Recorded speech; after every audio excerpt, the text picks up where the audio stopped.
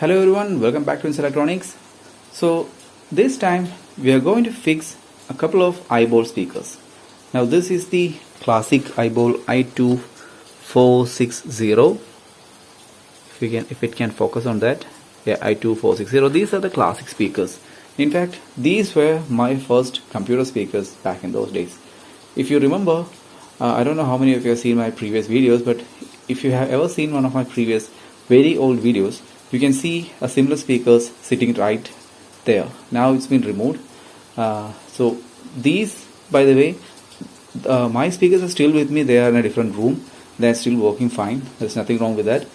These things, by the way, these are bought from the scrap shop by my friend in a hope that at least one of them can be fixed. So this is the new version of the similar speaker. This is again i2-460. These are the same thing basically, but these are the newer version. These are using the SMPS power supply inside. If you can see that, these ones, they're using the traditional transformer inside.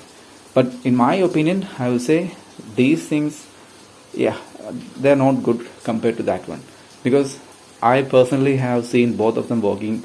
My friend had this one, so I know how both of them sounds. It doesn't matter because these are really small. In fact, these are 3-watt speakers. Let me show you that. If it can focus on that, there you go. These are 3-watt speakers, so they're not going to be super hi-fi speakers, but still I prefer the sound of this one compared to this one, even though both are 3 watts. I don't know, maybe it's personal opinion or something. Maybe I'm biased a little bit towards this one because, you know, I personally think that these are much better than the newer versions. So right now you can see, by the way, these things are already open, and this is exactly how I got it. I did not do anything to it. This is exactly how I got it. So you can see the speakers are already damaged. This thing can get damaged at any time. The speakers are almost, papers are almost gone, and none of them had any screws. And let me give you a glimpse of what's inside here. This is the SMPS based thing. Basically the rest of the circuit is going to be the same. I can see a lot of corrosion happening right there.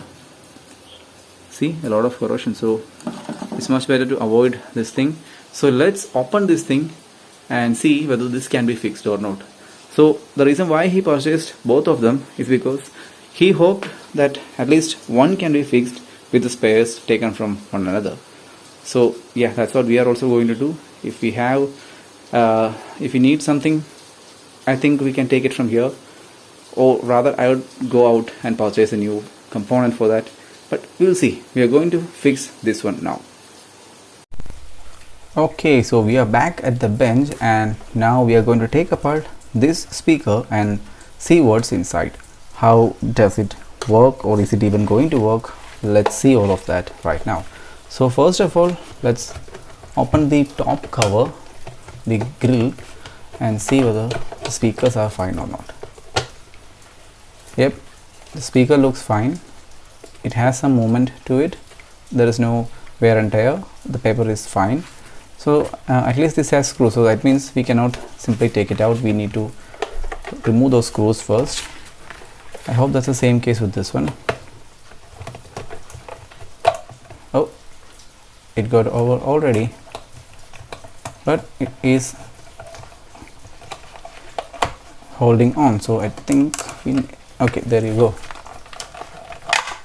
Yep, there was no screw, but this was tight. And look at that, this wire is already or was it disconnected already, or did I do it just now? I have no idea. But anyway, he said that this was not working when he tested, so I hope that if this is the only problem, then it's an easy fix. We just need to solder it back, provided the transformer works. So this is the inside of this thing, and just look at the quality of this thing. I mean, this thing being so old, but still none of the components has any kind of corrosion or any discoloration or anything, and even the IC, which is most probably going to be 2025, it even comes with a heat sink in there. So by the way, let me show you the state of the IC in the other one. Just have a look at this thing. See the corrosion right there, and I'm not sure whether you can see that properly, but this IC here, it reads, is it visible? 2025, is it visible? I don't know, but that's a 2025 IC. So this thing has so much corrosion in here. Just look at the condition of this, and it even has some blown tracks right there. So I'm not even going to look at this in a way of restoration anytime soon. I'm just going to throw it away. I'll be keeping this outer case for some other restoration. I can make a radio out of it. I can keep the knobs, you know, this fits for any potentiometers or anything. So I'll be keeping those things, and I will keep the auxiliary cable and the power cable as well. So I'll be repurposing the case for something else, but that's the maximum that I'm going to do with it. So first of all, we'll see whether this has any power or not, because this is the secondary side coming from the transformer, and these are 9-volt transformers, by the way. So let me plug this in. Let me keep the meter in here already. It's going to be visible. This is, the meter is set to 10 volts AC. You can see right there, it's set to 10 volts AC. So we will open this, and I'm going to connect it to the mains supply right now. There you go, it is connected. Let's measure it and see what happens. Nothing. There is absolutely nothing in here. So let's do one thing. Let's connect it straight to the supply. Here is the bridge rectifier at the input side. If you want to see a closer look, there you go. That's the bridge rectifier section right there. So if you touch it right here, see, nothing. This is just, the LED is not turning on, so that is off. So let's do something. Since the transformer is already dead, I will turn on the power supply, and yep, this is now set to 9 volts right there. And since it has the rectifier at the input side, we don't have to bother about the positive and negative. We just need to connect it straight across this, and let's see whether it works now. Yes, of course, it worked straight away. I'm not sure whether it's audible. It has that signature 50 Hz hum in there. Let me make it audible. The other speaker as well. So it's off.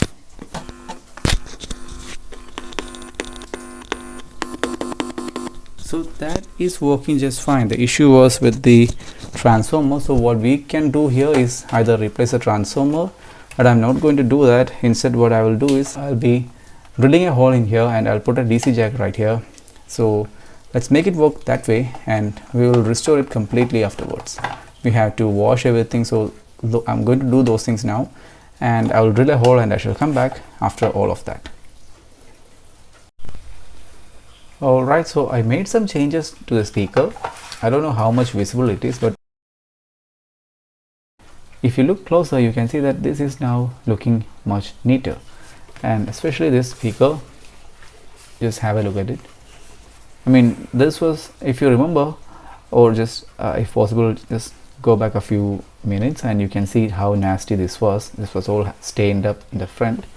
Now it's all looking much better.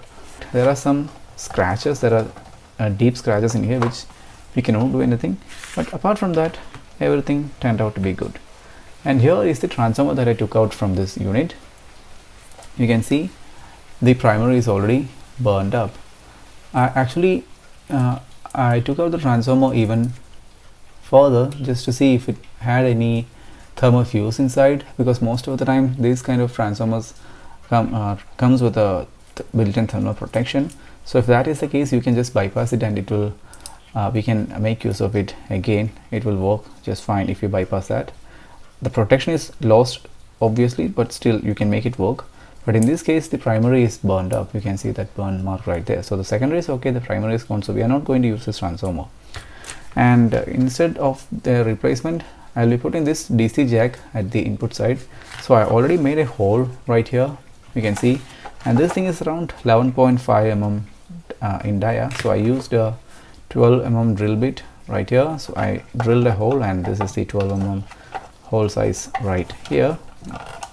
There you can see. So I use this 12 mm drill bit to make a hole, so it can be fed through here like that. And I'll be soldering this wire right at the input stage of the rectifier. We can wire it straight across the rectifier input, because then we don't have to worry about whether the adapter that we are going to use is a center positive or center negative, because in many of the cases the new generation 12 volt adapters are in fact center positive, but we cannot be sure about that for the older types.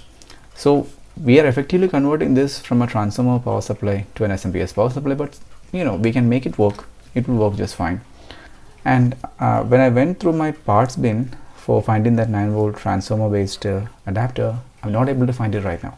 So that's why I picked up this 12 volt adapter. So I'll be using this thing with the 12 volt power supply, but it's pretty much fine because this is a 9 volt transformer. You can see right there, 9 volt at 300 milliamps. So once rectified, this becomes 12 volt in the inside, so we can directly replace it with the 12 volt SMPS. It's going to work just fine. So I'll connect this wire to here, and I'll screw this thing down properly. So I'll do all those things and I shall come back after that. Alright, so I have completed that work. Right here you can see this is how the DC jack looks like, and I've made all the connections. And here you can see that I connected it straight across the input of the bridge rectifier. Here I don't have to care about where I'm connecting the positive or negative, because this is the input of a bridge rectifier. So inside is going to be just fine. So right now let me just turn it on and show you that it is indeed working, and let's move on from there. And let's turn it on. There you go.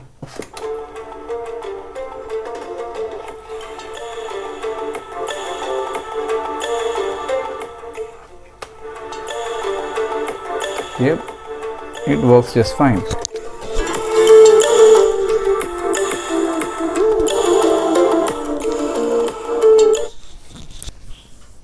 Okay, so just like that, everything works just fine. And as a last minute precaution, I'll be using some switch cleaning oil in the switch here and the volume potentiometer right here.